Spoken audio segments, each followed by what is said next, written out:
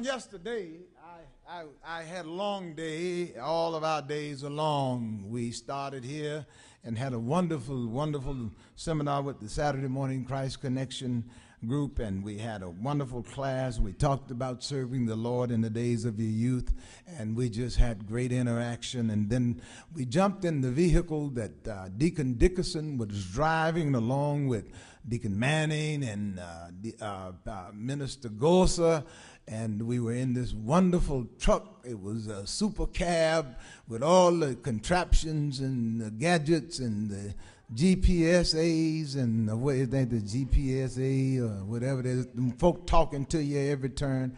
Finally, he had to turn it off because I know how to get out of Huntsville. I don't need nobody to tell me, turn left on the Parkway, 2 miles, turn right on 565, and then 4 miles, you'll see 65, and then go south, and then drive about 80 miles, and then catch 5920.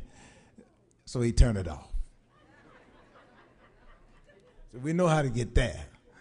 And we had some wonderful, wonderful members who were ahead of us, Sister Hector and Brother Alexander, who were texting us back because they were there and they were telling us how to get there.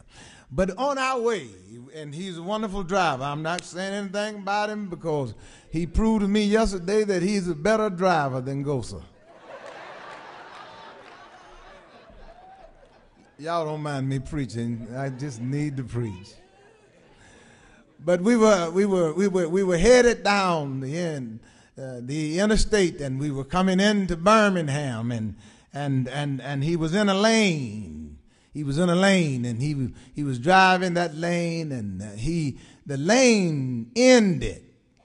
It ended, and he had to make a quick turn over into the lane that would keep us moving toward the intersection that we needed to get to. And I looked at him and I told him, I said, that's a sermon illustration right there. And I'm going to use it. Because whenever you get to the end of your road, brothers and sisters, that's an ain't. Ain't no further to go. We can't go no further on this road. This ain't. We got to get in another lane if we want to be saints. Because this is an ain't right here. This will get you killed right here. This is an ain't. Some of y'all still don't get it. You'll get it on the way home. The lane ran out. And he made a beautiful turn into the other lane and took us safely to and fro. And I grew up. You all know that I spent the first 12 years of my life in New Orleans. I was born there. And guess who's in the Super Bowl today? The Saints. The quarterback for the Colts, he's from New Orleans, born and raised there. Archie's son. Don't have to ask me who I'm rooting for. I don't care who wins, really. The Saints just made it to the Super Bowl. That's enough for me because I remember when they were the Aints. Any of y'all remember that? You remember that. You remember how hard it was.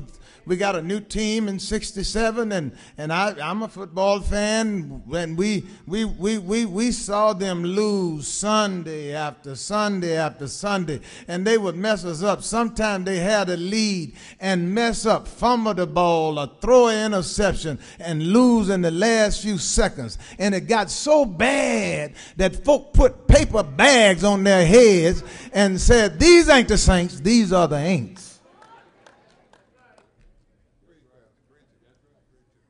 But you can't say that now because they've made transition and everybody's talking about the Saints. Well, these boys were wicked boys because they had messed up real bad by trying to destroy their brother.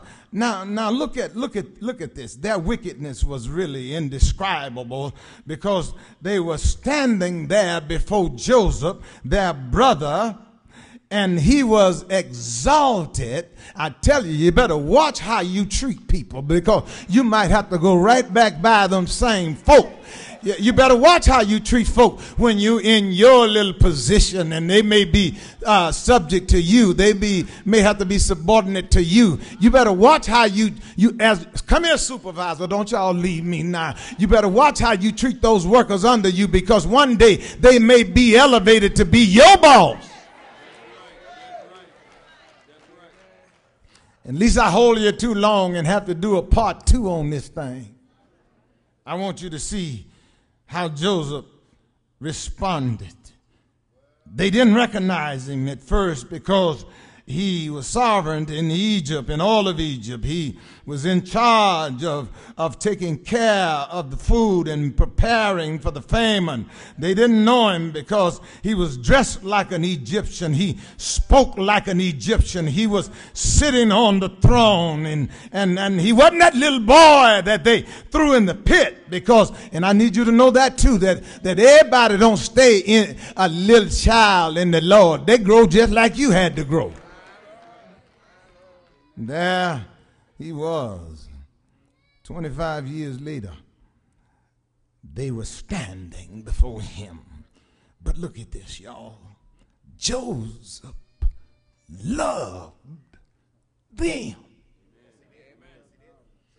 Joseph loved them. And brothers and sisters, if y'all don't get nothing else from this message today, you ought to get this.